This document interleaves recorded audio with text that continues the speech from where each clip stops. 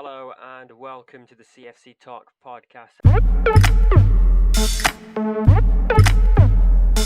As usual, we are your hosts for tonight. Of course, a great win against Rennes on Wednesday night. 4-0 the score, another clean sheet, 2 goals for Timo Werner. Tammy Abraham joined the party as well.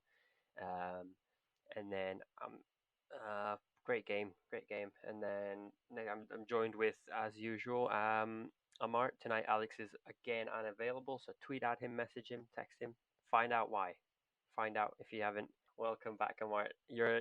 How good was the performance again on Wednesday night? I wouldn't say it was as good as um, the game we had in the Premier League, but we got a job done. We got a job done. I think partly because we didn't have Havertz in the team and we missed him a lot, and yeah, so we couldn't create chances that much in the game, but we still got the job done. We still got 3 goals, so yeah, I'm always happy when we win. Yeah, I mean, I've just realized I said the score wrong at the start, so sorry guys. I meant 3-0. I think I said 4-0. But yeah, great win overall, another clean sheet. It feels so. I think Chelsea fans are more excited at the fact that we're not conceding goals rather than scoring 3 or 4 each game. Um, how good was Edouard Mendy? That save, I think, when Rudiger came on, um, that was really good as well. So Yeah, yeah, all the way throughout, great performance. Nothing too special. But again, Kai Havertz out. We were missing him, and then we were missing Pulisic as well. Kai Havertz, of course, after Frank Lampard confirmed that he has been infected with COVID-19 and will be out, so we can expect Havertz to be out for a couple of weeks. Luckily, it's the international break, so uh, we would we wouldn't miss too much of Havertz in there. So 14 days of mandatory quarantine is what we're hearing in the UK. So he'll have to go through that. First half performance, Amart, how would you rate it? What would you say went wrong? What went correct? yeah. The first half, like I said, we didn't create enough chances. I think Ziyech had one chance, and I think that was it. But we didn't create enough chances in the first half. Our crosses weren't going through. We seemed to be playing in the middle a lot. We were more concerned in keeping possession than breaking the defense down. Like I said, because we didn't have enough like attacking options in the middle. But the fact that we had 2 goals from a Timo Werner, the first one, fine. The first penalty was um, he was clipped and he went down. Yeah, but the second one is a controversial one. For me, I think it was a penalty, a clear penalty, but it was a bit harsh to give the Ren defender a second yellow card. It was a bit harsh, but like for me, clear penalty, no doubt about it. So the first half, um, we were okay. We were very fortunate. We were very fortunate to get 2 goals from the first half because we didn't create much, but we went to halftime with them 2 goals up, a man sent off for Ren, so can't say anything bad about the first half. Yeah, I mean, um, looking back at it, uh, yeah, that second penalty, I would say yes. Like, I would agree with you. Yes, that was a penalty, but I don't think it was a yellow card. I think, as far as I'm aware, if you're on a yellow card and you do make a foul, you do a handball, I don't think you get sent off right off unless that's your second mistake after a yellow card. So you still get 2 mistakes after a yellow card, unless it's a very bad one. Um, but looking at that one, I would say yeah, it was a penalty, but I wouldn't give a red card or a yellow card for that. Especially was it the second one they looked at VAR? Yeah, they checked VAR, and then the referee also went to check the screen himself. Yeah, so as far as I'm aware, there is a rule where they can't overturn a yellow card decision. Yes, I think so. And yellow card was shown after the referee went to the monitor, if I'm aware of that. Yeah, Yeah, so I think this is where this is where they got it wrong because they can't check for yellow cards using VAR, but they can only check red cards. So either A, because he was on a yellow card, the referee gave him a yellow, which turned out to be a red, or the ref just made a mistake and it should have just been a clear penalty without a yellow card. yeah, but you see, the thing is, the referee went to check um for penalty. He didn't go and check for a yellow card. But you see, in after reviewing it, then he decided that offense, um, how to say it, deserved a yellow card. So it wasn't to give the player a yellow card per se, but he felt it was intentional. But I don't think it was intentional. I think, you see, for me, like, even before VAR was even introduced, when defenders are trying to block a shot or something from in the penalty box, it's always best to put your hands at your back or put your hands on your side, like um, per the new VAR, the new handball rules. If it's by your side, the referee can't give it. But with the defender, you could clearly see that his hands were up. It deflected off a different defender, and his hands were up. His hands were away from his body. So that is a definite penalty. But the thing I think the referee got wrong was that he thought it was intentional, and he gave the yellow card because he assumed it was intentional. But I don't think, after watching the replay, I don't think it was intentional. I think he was probably trying to cover his face or something. But once his head is up, once his hands are up, the referee has to give the penalty. But I think the mistake came from whether it was intentional or not. With that, I think the rule that states, I'm just having a look at it right now. It says if your hands are above the shoulder, it is considered a penalty. Okay, yes. See? There's nothing written here that says it's an intentional or an unintentional one. It probably just depends on the situation. I would say that shot would have eventually been saved. I don't see that going in. I wouldn't give it I wouldn't give a yellow card for that. Yeah, because it deflected. The original shot deflected, Mm-hmm. and it was going wide. I think it was going wide. So Yeah, I think that was like the turning point of the game. Would you not say? yeah, because you see that, like, the thing was, we were not getting any chances at all. So the only chance I remember was Ziyech taking a shot, like a very weak shot. But apart from that, like, they were really holding their own. Like, they were defending properly and trying to cause us a little. But I don't think they disturbed our defense that much, apart from the last save Mendy made.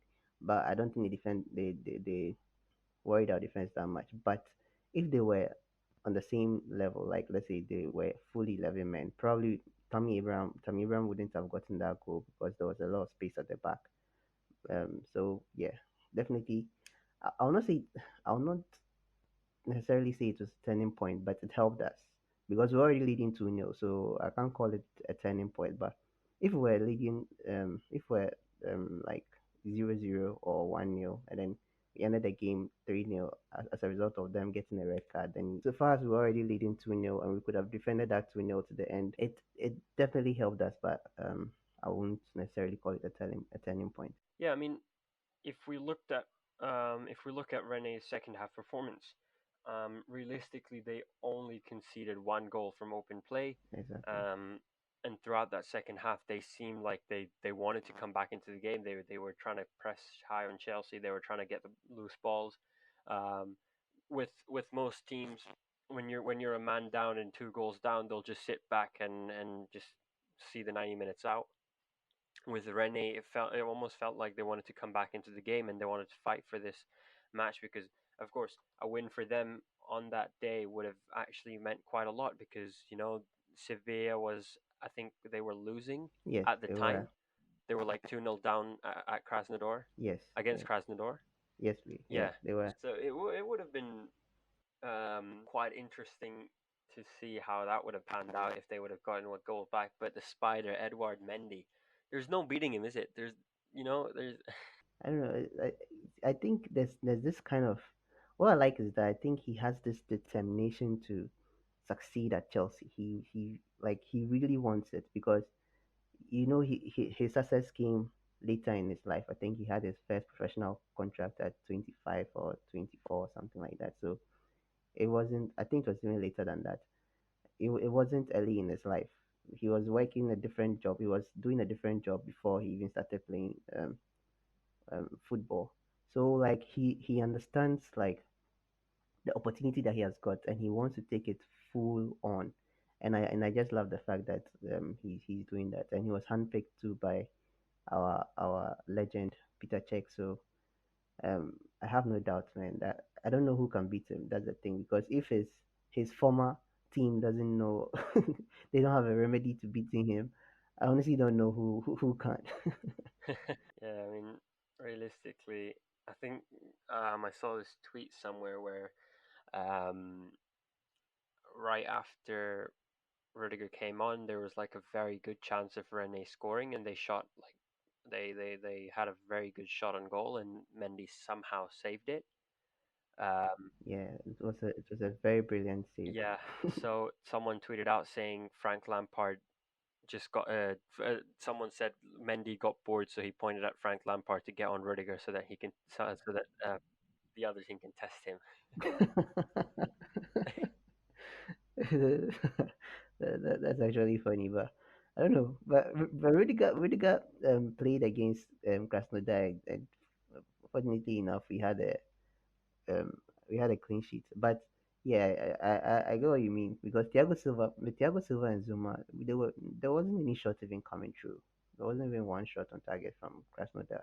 But when Rudiger came on, I think there was some disorganization a bit, and I think it's um the Ren players also wanted to give it a go in the dying minutes because they felt like we've changed and we changed a lot of our players, so the dynamic changed, like the momentum changed because you could see we were going forward less and we're defending more. So they saw an opening. They thought they can do something about it. So they put pressure on our defense and they had a shot, but they forgot that the player they sold to us is the one in the Yeah, post. So he saved it. He made an excellent save. Like that save from the first watch, you think it's just a routine save. It was directed at him, but when I watched the replay, I saw that yeah, he had to really dive for that save. And I don't know. I honestly don't know what would have done without him. And I even tweeted out saying that if he had played against Southampton and kept a clean sheet, it means that he would have had seven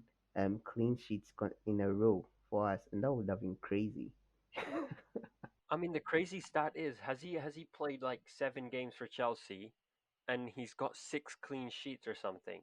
Yeah, it's That I mean, you could say yeah, we didn't play the best teams in the league during this time, and the only time we played a top 6 contender, Tottenham, we did concede that goal. But 86% um, clean sheets. 86% of his games have been in clean sheets this year. So we've technically solved the defensive problem, and with that being said, we have to give credit to Thiago Silva, don't we? yeah. He's been doing so well. Yeah, he's done like you can see the first mistake that he did. I think the mistake that he did against West Brom is a one-off thing, but you can see he has settled in and he's truly showing that experience factor that he has over the other defenders, and you can see he can just control the defense, and the back line is more confident. Like everybody is. I don't know if Rhys James starts speaking French, man, that back line, no one is getting through.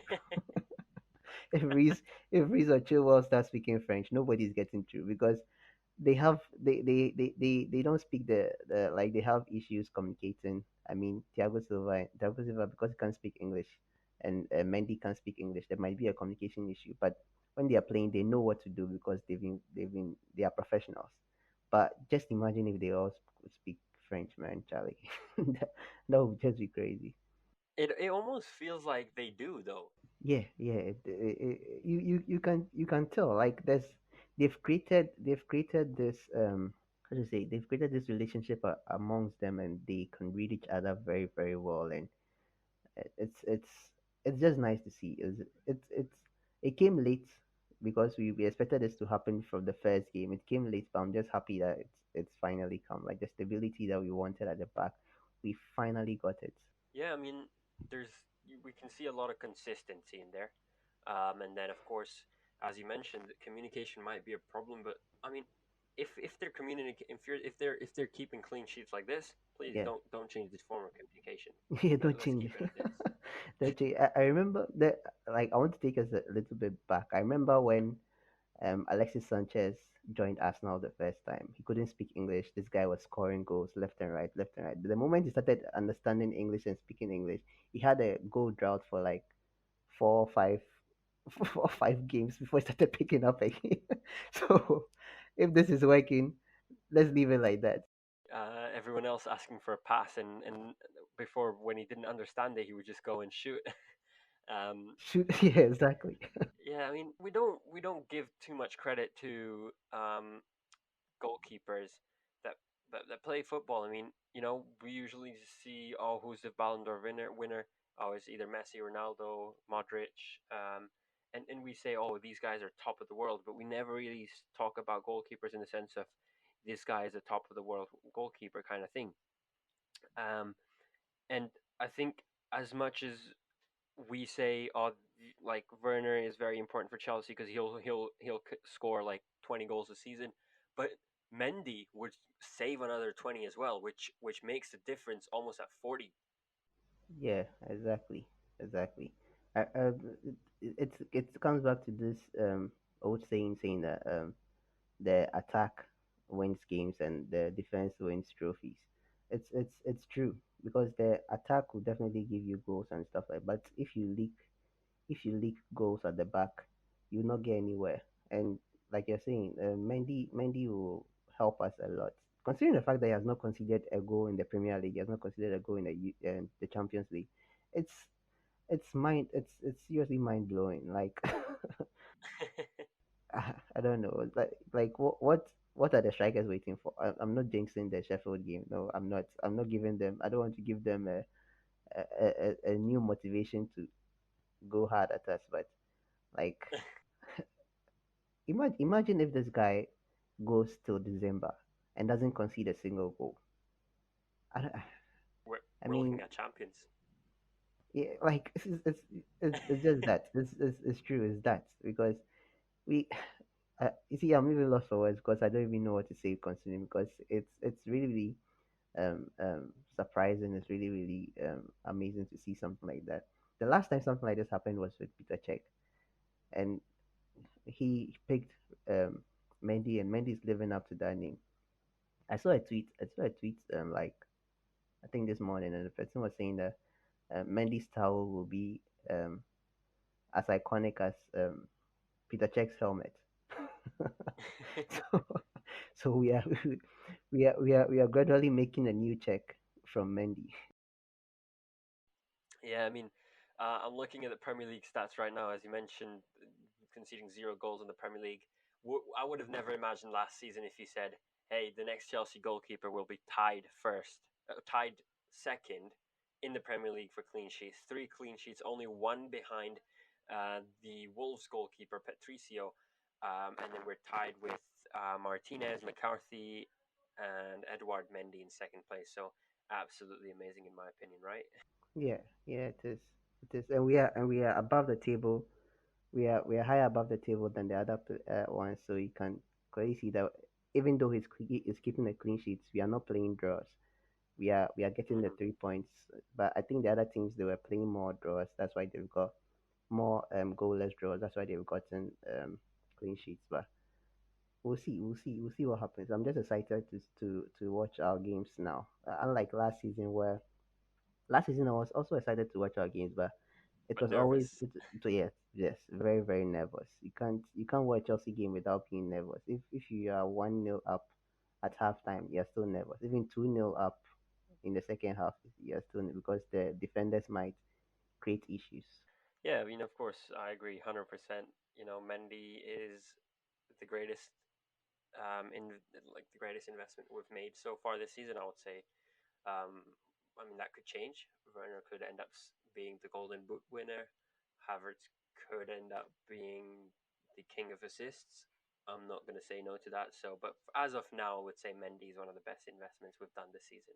Yeah, the way Um, at the rate he's going, if he continues like this with teams like that, I don't think even if we have somebody who wins the golden boot in the team, I think Mendy will always be ahead of that person. That Mendy will always come up top as the Chelsea Player of the Year if he continues like this.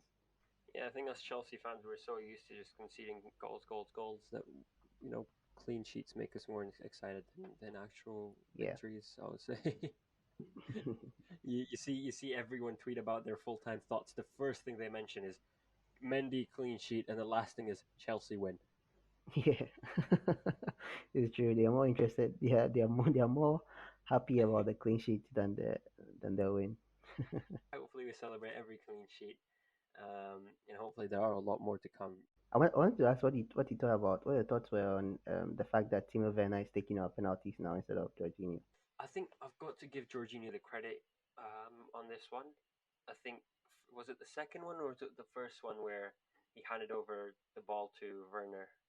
Um, I think it was the first one. mhm. Yeah, so I mean, it takes a lot as a player to stand there and say, "No, I'm not going to take a penalty," and you can take it. Because let's be honest here, a penalty is almost a free goal if it's done right. Say all you want about his performance, but that's where class comes in, and that's where you realize how good of a personality he has to firstly acknowledge the fact that he hasn't been doing well in penalties. Secondly, to give it to a competitor who last week or the week before that we were debating even on the podcast whether he should take over. So it takes a lot as a player, and yeah, full credit goes to Jorginho for doing that. And then Werner, of course, great at penalties. Both of them smashed them into the corner. Was it the corner? Like almost the corner.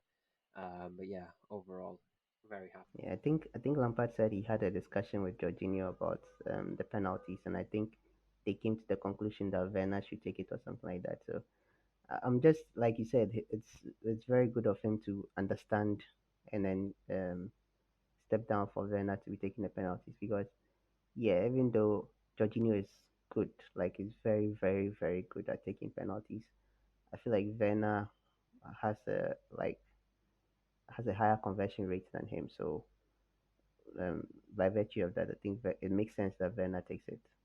Plus, he's a striker; he can start bad. We we criticize other players when they start bad penalties, but he's a striker. Let him start bad so we can have our golden boot winner at the end of the season. So before we move on to the Sheffield game, I just wanted to point out one thing, and you may agree with me or may not agree.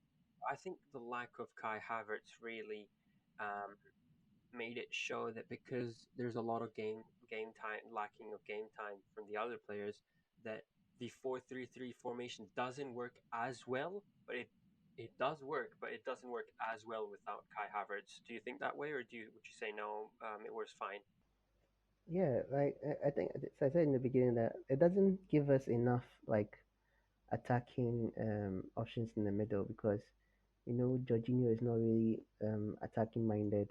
Neither is Kovacic. Kovacic is a good dribbler of the ball, but he really doesn't have the attacking abilities like Kai Havertz. Kai Havertz he's always looking for the striker. He's always looking for the wingers. He's always looking forward. So it's difficult. So even though we're playing the 4-3-3, it still looked like the old formation because Jorginho and Kante are so used to playing both roles, and they like Kante he defends more than he attacks. So even though we are playing a 4-3-3, that might look like an attacking minded formation or attacking minded setup. It really isn't, and it showed in the game against Rennes. We weren't attacking that much, and we really missed Kai. And I think the fortunate thing for us is that probably he might miss just one game. He might just miss the game against Sheffield because there's an international break coming right after that. So he might be able to recover before um, we resume the Premier League again. So I think looking at the calendar, as I mentioned before, he has to mandatorily quarantine for 14 days. So the Newcastle game is almost 21 days from now. Not 21. Okay, so it's right now. I'm looking at it. It's almost yeah. So not exactly 3 weeks. 2 weeks plus like a day. So like yeah. So 15 days is where we're looking at. So yeah, almost so quite a long time. I mean, 15 days should be able to be fine, but there's a risk of where um, if he comes back on the 14th day, the 15th day would not be enough for him to get him in on the Newcastle game. And then of course we know how dangerous COVID could be. Even though he's an athlete and he's fit and should be able to fight it. There's always that risk of having an injury right after that. So it seems doubtful that he may not play against Newcastle. Maybe we see him in the Champions League match next time, or even if he could come in for the Newcastle game, that would be good. But again, yeah, I mean, you never know. With the world that we're living in right now, rules can change any minute. It could mean that he does a test 5 days from now. He turns out it's negative. He might end up playing all the games. Yeah, So that's true. it yeah, so we can't speculate a lot on that, but yeah, overall Rene, good performance, not the best that we've had in recent times, but we'll take it. 3-0, good enough. Mendy clean sheet as usual. I think Amart, you have anything to sum it up? No, I think yeah, like we got the points and we are on top of the table, even though Krasnodar lost that defeat to Sevilla, who were a man down, but still came back, and it was just from Krasnodar's mistakes, the mistakes from the keeper, both goals that they used to the goal that they used to equalize and then the goal that they used to clinch the win. It was both mistakes from him. So yeah, they didn't do us a favor by beating Sevilla, but we are still on top by virtue of our 7 goals scored. So can't complain. Yeah, but I think that rounds up the Champions League campaign for now. Half of the group stage matches done. Strong teams, in my opinion. Bayern Munich looking very strong. Man City as well, and beaten in their group against Porto and Olympiacos. Of course, Liverpool as well.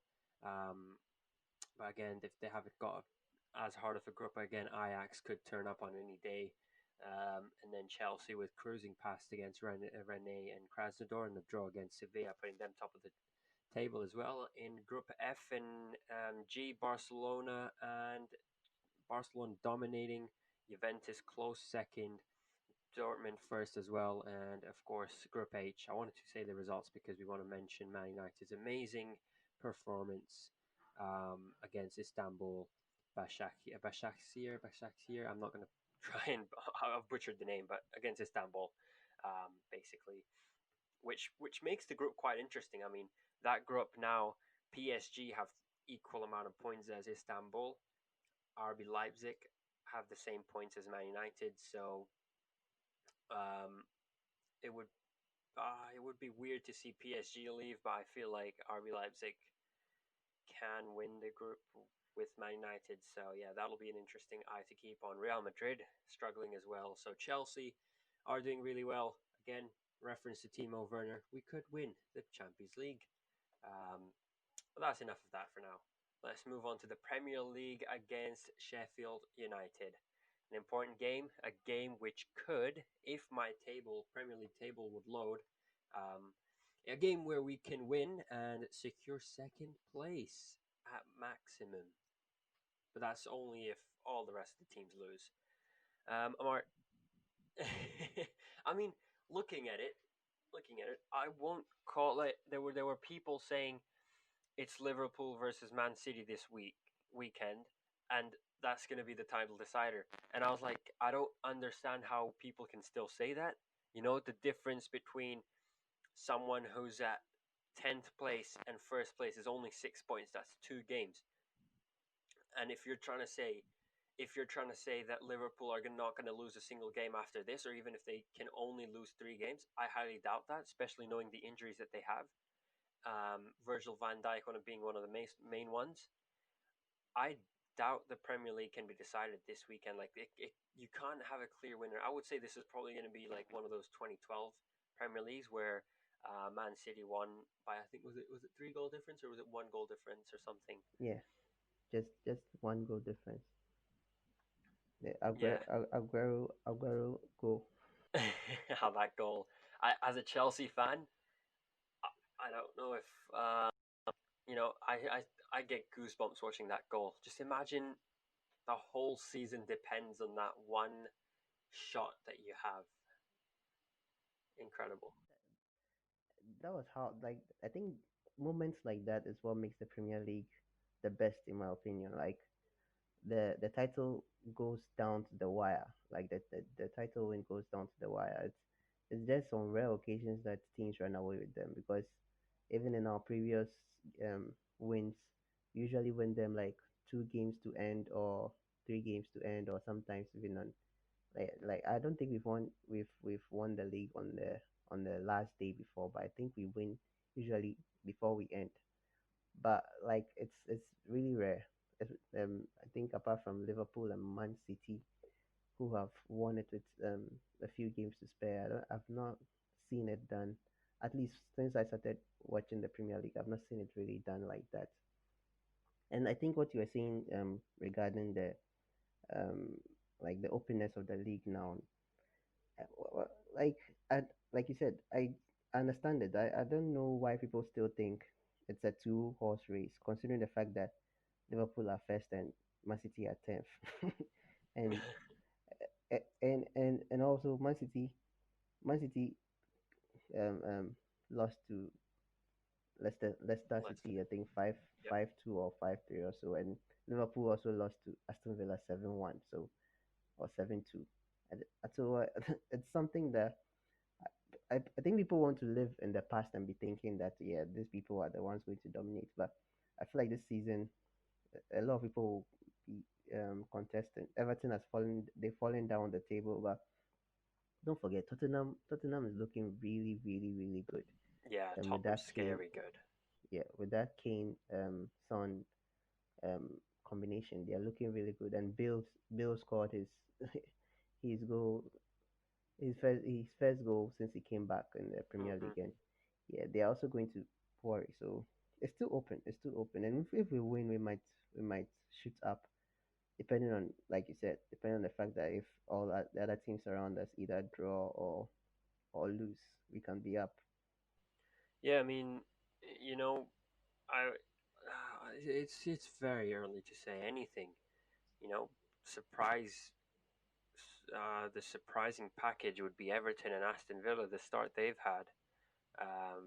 No one would have ever thought 7 games in, and you would say Everton could contest for the top four.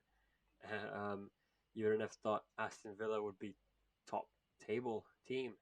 You know, um, and yeah, I think overall it's anyone's um, it's anyone's title unless a team goes on a winning streak, and that's why I'm going to shift back into Chelsea and say that's why it's very important for us that because teams have injuries at the moment, because teams are losing left, right, and center. We've seen Everton lose after such a good after such good wins.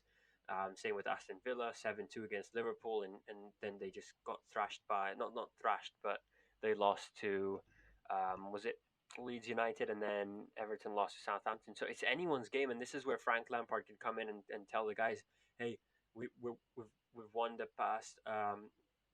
We we haven't lost a game since the 20th of was it September? Yes, 20th of September. Yeah, So we haven't lost a game from 20th of September, which means that we could go on and let's try and get a winning streak instead of a draw streak because we had a few draws along the way. If we win the next few matches, and we've got quite a good chance of doing that because of the teams that we're playing, the only tough one I can see in the Premier League for the next 4 weeks would be Tottenham. yeah, Tottenham, yeah, definitely. And we are playing them. We are playing them at home too, so it's Yeah. very winnable. Um, and I'm not even asking for a win against Tottenham. Like, if we win the other games and we get a draw against Tottenham, that's almost like, hey, we're knocking on the championship. We're knocking on the title door, and we're saying, hey, let's go and win this title. We have a very, very good chance of um, um, at least getting 3 points this weekend because no disrespect to Sheffield, but the Sheffield United of this season is not the same. Is not the same as last season. Last season they were really tough sided. I don't know. It seems like they've just lost the plot, and they've lost 6 games in their last seven, and they've drawn only one. So it's it's supposed to be an easy game for us to win. But I see again without our attacking um, without Kai Havertz in the middle, it might be difficult. We might switch back to the defensive mindset. I don't think we will lose. Yeah, I think Kovacic can be tried out, but we've seen from Kovacic in the past that he can't go forward. Like he's not the kind of player to go like to find the defense placing pass like Kai or something. But yeah, with him and Mount, like for me, I would select him, Mount, and then Kante behind them. So something like that might work. Jorginho also might also work as well, but again, like Jorginho and Kovacic are so similar, so I don't really know.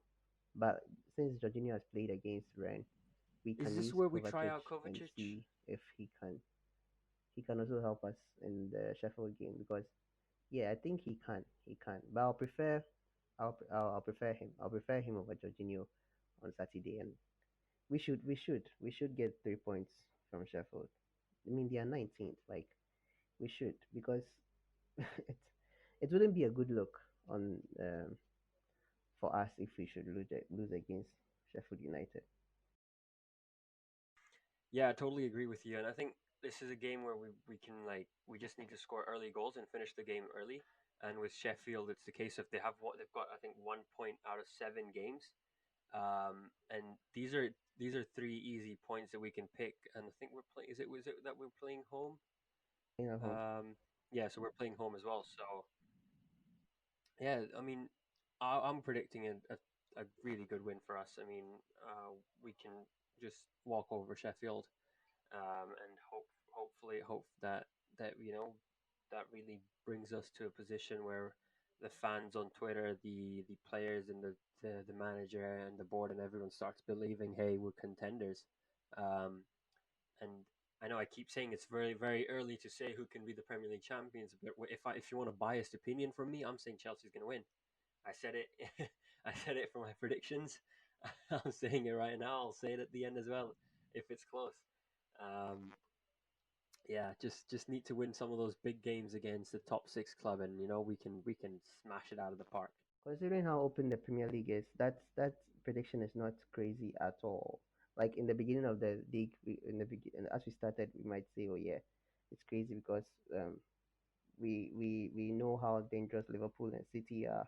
We've seen how Tottenham have strengthened their team. We've seen how other teams, Everton and all those people, have strengthened their team. So it's very difficult. But now it seems like the league is so open that anything can happen, and we can definitely win this league, but it will take time, and we just have to win each game as it comes. So on is it on Saturday or Sunday? I think on Saturday, Saturday, right? yeah. Yeah, on Saturday we play Sheffield, so we should just get the win from them. They don't really have an attacking threat, and as good as our defense has been, I don't see them scoring any goals against us. So this is a game. These kind of games fall on the attack. So the attack is supposed to get us the win because Sheffield United doesn't really have any attacking threats. They've they've Yeah, I scored, mean they've scored 3 goals in 7 matches. yes, just 3 goals. They've scored 3 goals and they've conceded 10. Yeah, So um, that's one more than what we've conceded though. But come on, they've only scored three. So yeah, we should our attackers should be on point. Our attackers should be. You see, with on when we played against Rennes, Ziyech missed some crucial chances. There was a chance that he got, I think he got across from Chilwell and he was all alone and he could have buried it and he blasted it over the bar. Like those mistakes shouldn't come against Sheffield. We should bury every chance. Any chance we get, we should bury. We should try and bury it. And I don't know whether Pulisic will be fit, but if he isn't, we'll see. I'll prefer we play I call him Cho, but Callum on the left instead of yeah. um instead of Werner, so that Werner can be the main striker. We can see how difficult it is for him when he's playing out wide on the left. He tries his best and he's not bad there, but he's best when he's in the middle. And yeah, I think he can do a lot of damage if he starts instead of Abraham. Yeah, I think overall, I fully agree with you. Werner in the center is better than playing on the wings. Even if he's not scoring goals, he's creating chances, and we saw it against Rene. Those 2 penalties. I mean, call them lucky, call them penalties. I mean, he's still conceding them. Was it his fifth penalty that he's Yeah, gotten Chelsea. Yeah, so that's a big deal. That's five extra goals, and those yeah, goals make a difference. Like the one against Man United should have been a penalty. yeah, exactly. We would have come away with the win from Oh, that game. I would have loved seeing Man United faces then. Yeah, exactly. But I feel like we can still beat them. When they come to Stamford Bridge, we'll deal with them accordingly. Yeah.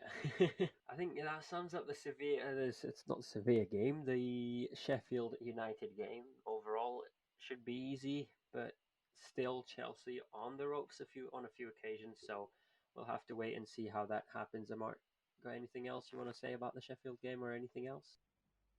Oh no, I'm like I just want us to win. We should get a win from there.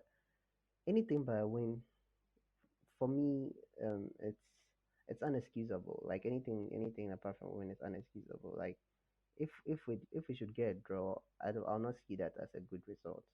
We shouldn't be getting a draw against Sheffield United. We've already gotten a draw against West Brom. We beat Burnley. We shouldn't get a draw against them. They are the three teams in the bottom of the league. Granted, the time we played West Brom, they weren't in the bottom of the league, but um, we have to win. Nothing but a win. Yep, 100%. I mean, as Mourinho said, I'm not going to put the pressure on you, but we have to win. No, you have Um, to. I love the guy. I mean, he can sign with Arsenal, Tottenham, anyone, Man United. But I love the guy, and I'll still want him back at Chelsea for some reason. Mourinho is he he's one of the best managers out there. Like let's just to Yeah, do and what and he's he still, done with. yeah, exactly. He is. A friend of mine who doesn't even watch football, he says that the last time he told me something that he doesn't understand when people are saying that Mourinho isn't the best or something because Mourinho has won stuff he has won stuff in big teams, different several teams. So I think somebody who wins everywhere he goes is way better than somebody who wins at one place. So you were saying that, and I was like, yeah, it actually makes sense. But for me, yeah, Mourinho is one of the best in the world. Like you're saying, Yeah, I think the everyone full knows manager. him as a special one, but he should be known as a serial winner. Yeah, yeah. And if you don't follow Hopefully, he doesn't win anything with Tottenham. it. And if you don't follow him on Instagram, you need to, man. A few days back he popped on my Explorer page, and I followed his account, and the way he words his posts and his pictures, it's incredible. Yeah, If you want to laugh at something, laugh at that. That guy is magnificent. He does everything to at a professional level. like he knows what he's capable of, and Mm-hmm. it's nice to see him happy again. That's the thing. I don't think he was happy in Man United. I think he took the Man United job to just get Chelsea angry. That's all. But I don't think he was Yeah, ever happy. He was ever happy at Man United. But you can see at Spurs, he has regained the old Mourinho that we knew, that old Mourinho charm that we knew, and he's likable. Like you really can't hate him. Even United fans even can't hate him. yep, 100%. I think that sums up for today's podcast, guys. Thank you for listening. As usual, thank you, Mark, for joining.